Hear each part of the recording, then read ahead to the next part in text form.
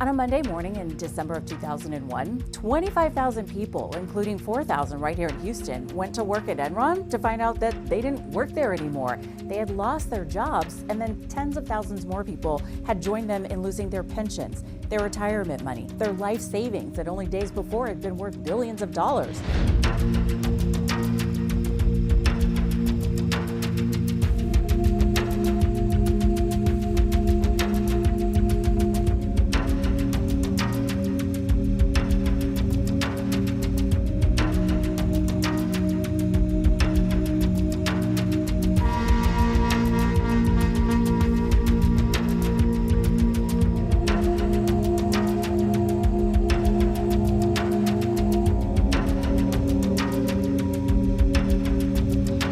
Only the Friday before, they had gone to bed with the peace of mind that comes with knowing that they were financially secure. They had worked hard, they set aside money, they had made investments, and they had sided with a company that seemed like it was infallible. Enron had seemingly built this empire that was immune to stock market drops, making money hand over fist when other companies would fluctuate with the market. With Enron, everybody made money all the time, no one more so than the people at the top. Analysts were telling investors to buy Enron stock, but they were also unwittingly telling them to buy into this scheme.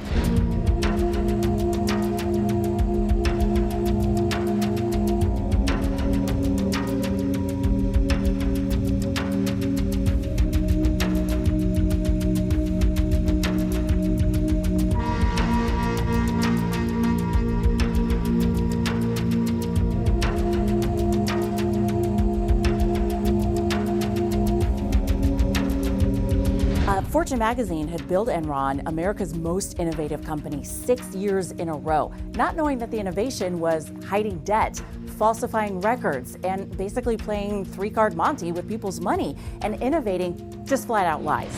The empire, it turns out, would be built on other people's money and this willingness to just pull one over on everyone. Their lawyers, their accountants, the feds, their employees, and the investors who were left looking at bank statements that were worth less than the paper they were printed on.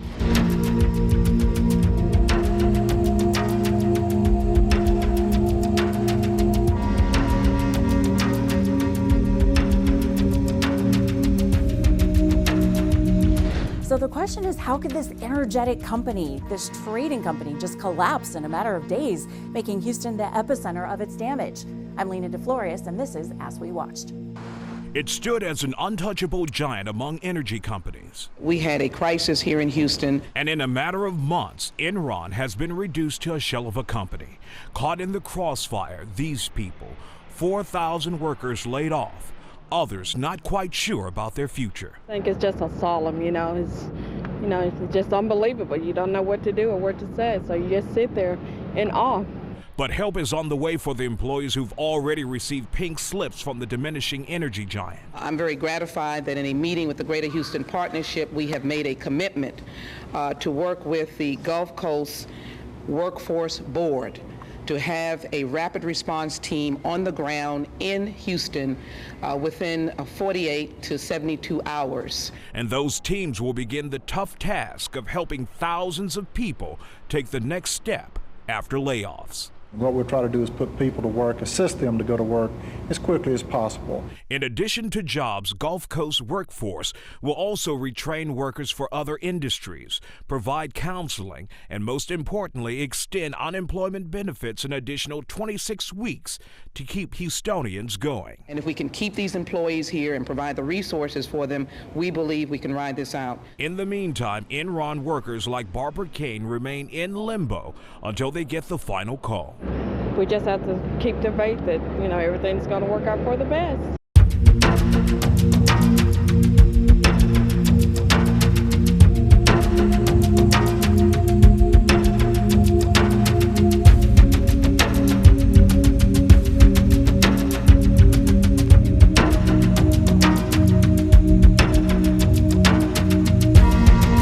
Enron will have a Dynegy counter lawsuit to deal with as they try to keep what's left of their viable business afloat. It's not that the firm can't operate. It's that they've gotten themselves into a situation where there's simply too much debt. University of Houston finance professor Ron Singer says Chapter 11 protects Enron from creditors while they try to cut a deal. They need to try to restructure debt, trade it for equity in the firm, or arrange to pay it back over a longer term. That's the only way to avoid Chapter 7 bankruptcy, which means liquidation. A lot of things have to fall in place, but I think it has a good chance to do it. Everything depends on how negotiations go between the creditors and the firm. There's an incentive for everybody to try to work this out. Bankruptcy's not unheard of for major firms. Texaco and Continental survived it. But Enron's questionable business dealings that have led to a Securities and Exchange Commission investigation put Enron at a major disadvantage. I think one of the problems that Enron has is that it has lost some degree of credibility with its creditors and with its customers and its stockholders.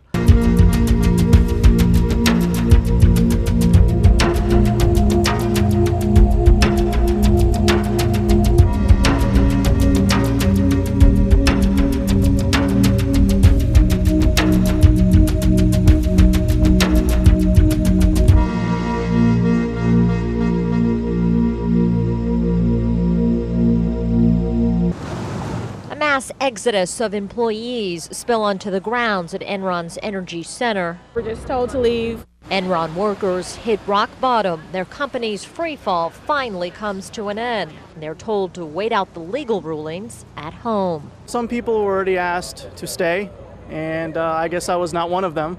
So I don't think I'll be back. I'm expecting a phone call in a couple of days. Of 7,500 in the Houston-based crew, 4,000 will not be coming back. A harsh reality sets in for Inga Latson. Being a single parent is very hard. Christmas is coming up. Trying to make ends meet when you don't have any ends is going to be very difficult. Some were relieved the nerve-gnawing wait is over. I'm very relieved. I'm not going to have to come back tomorrow and sit and wait for the axe to fall in my next. That was the hardest part. I've lost my pension, my retirement, no job. I don't even know if I'm going to get a severance pay. Georgie Landau spent 24 years helping to build the energy giant. She was only a year and a half away from retirement. It's like knowing someone you love die of a terminal disease and you know they're going to die, and yet when it happens, you just still can't believe it.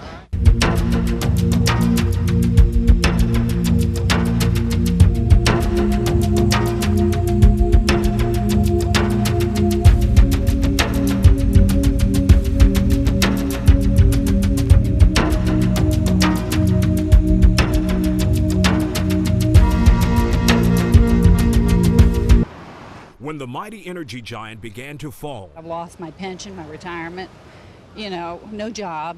Enron employees claimed in court records they were not allowed to change investments in their 401k plans. Workers say they were forced to keep the company's worthless stock despite the free fall. And now those workers have filed suit to recoup their money. We are determined to recover as much of their damages as is possible, hopefully in the billions of dollars. But lawsuits aren't the only problems Enron faces. The Department of Labor is now investigating how 401k plans were handled by the company. This comes after pressure from Congress members. You will see the elected political leaders responding to their voters. There will be investigations. Congress will stick their nose in this. Fox political consultant Fred Hoffine says Congress members want to know if there is wrongdoing.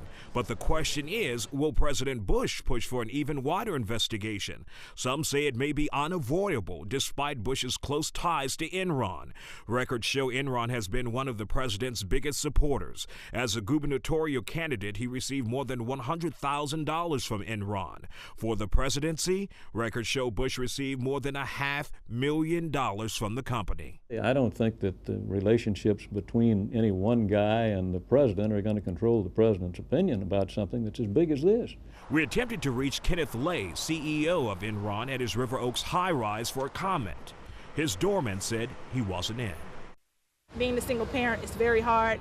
Christmas is coming up. Trying to make ends meet when you don't have any ends is going to be very difficult. Forget about Christmas. This woman was a year and a half away from retiring. I've lost my pension, my retirement, no job.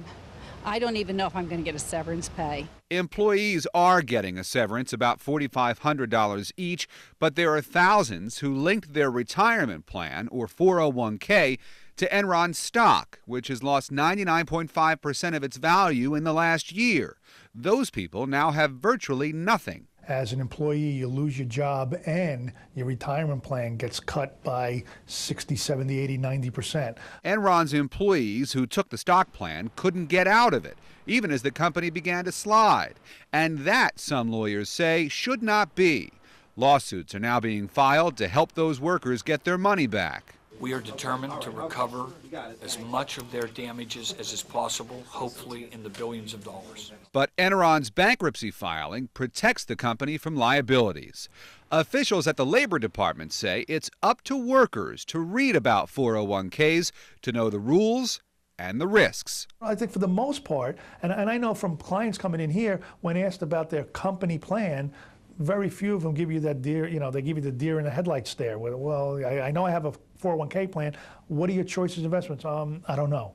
When's the last time you looked at it? Oh, when I was hired 5 years ago. Some workers say they knew Enron was in trouble, but that it's still a shock. It's like knowing someone you love die of a terminal disease and you know they're going to die, and yet when it happens, you just still can't believe it.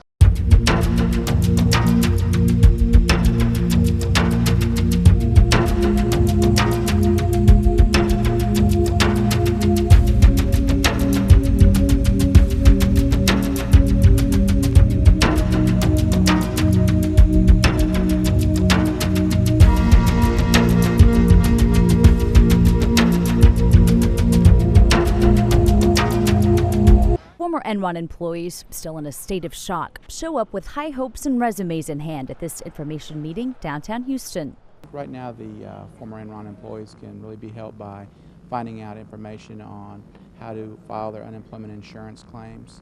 Also, some information about some upcoming job fairs. Not exactly what any of these former Enron workers expected this holiday season. Now it's real scary, very scary.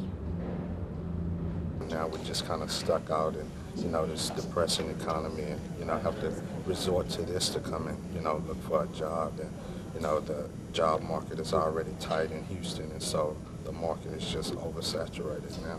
But there could be light at the end of the tunnel for these hard-working individuals. Things may not be as bad as it seems right now. We have a lot of employers that are wanting to help.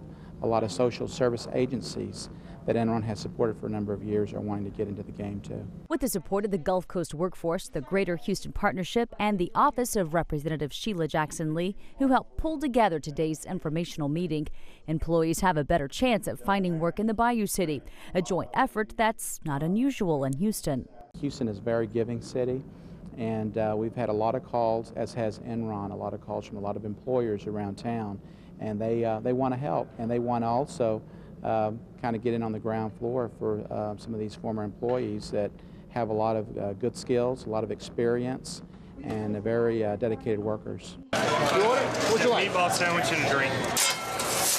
It's a busy midday crowd at the New York Pizzeria downtown. The restaurant on the corner of Smith and Polk is right across the street from Enron. Arturo Mercado says over the years their customers have grown into amigos. Besides the business, it's emotional too. I had a lot of friends, and they came yesterday to say goodbye, and giving a hug and a handshake, and it was really bad. For delivery man. Business here will be drastically affected by the layoffs at Enron. All the business we're losing out. The dining business, the catering business, the delivery business is about, I guess, between 80 and 90% of our business. Thank you very much. On the next corner of Smith and Clay, Enron's woes are also felt here at the downtown cafe Hunan Cuisine. Paul Chan runs the restaurant. I would say between 40 to 50% our customer came from Enron. So now this way we have lost part of our business just because of this. And hopefully by near future soon, hope they will back on track. At the park at Midtown, about 50 Enron employees live in the new development here. A total of 110 employees reside at 3 Camden properties inside the Loop. Chair and CEO Rick Campos. And we're being proactive by helping them restructure their leases, with our company to get them through the holiday times and into their next job. Campos says most businesses doing business with Enron employees should remember their track record and help some of the best and brightest get through a difficult time. Affected businesses are bracing for an economic ripple, hoping it won't turn into a tidal wave. Welcome to 1400smith.com, a website created by 3 former Enron employees to keep in touch with people who mean more to them than just sharing a common job. And we were friends, we were family, we were business partners, and those just don't go away when the company goes away. I hope they realize, number one, that they're Enron people who care about them, and that's the reason, that was the origin for the website. Number two, that they have a way of finding each other as people start to leave Houston, which undoubtedly many will do. These 2 ladies have a good start at making that dream come alive. About 5,000 Enron workers have signed up on the list at 1400smith.com after this trio handed out a couple thousand fun flyers to get the ball rolling. Brandon Rigney, Enron's former corporate webmaster, created the site. And I think it's very much an Enron thing to do, to jump in and have an idea and do something, and get out in front of the competition. Enronx.org is another website also created to help employees keep in touch, but its main purpose is to help those who just lost their jobs. That's the main goal, to get back on the job market. This site allows recruiters to log on and post job leads, plus gives self-help hints, such as living arrangements, financial advice, and health insurance options. More than 4,000 people have logged on to this site. Houstonians looking to make a new future as their life as they know it with Enron comes to an end. Well, there's a lot of information about the workforce, unemployment, and we're going to get the links out here. Now, information. Relocating for people that lost their homes or job opportunities. There's a lot of energy companies interested. And even financial tips. Basically, the 401k right now is kind of the main thing everybody's asking about.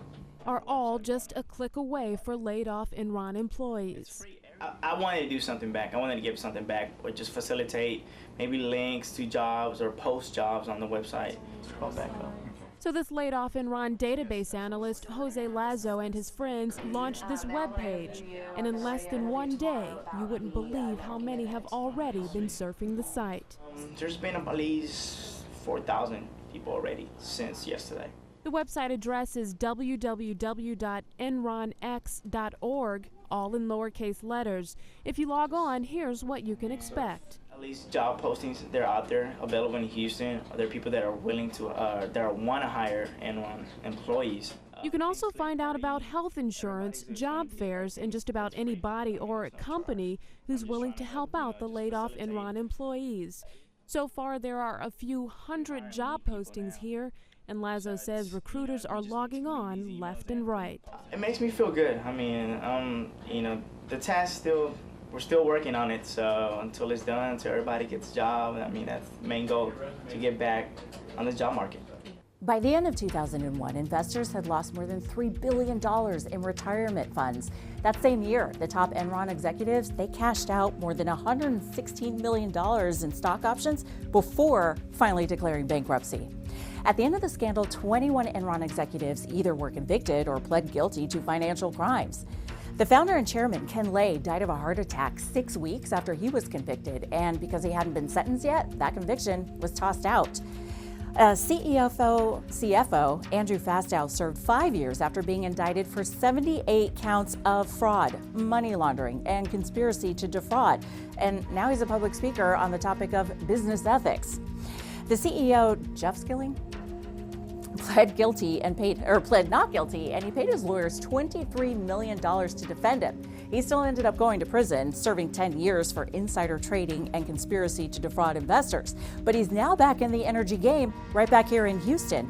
3 years after his release from prison, he set up a digital marketplace to sell oil and gas production packages to investors. I'm Lina de Florias, and this is As We Watched.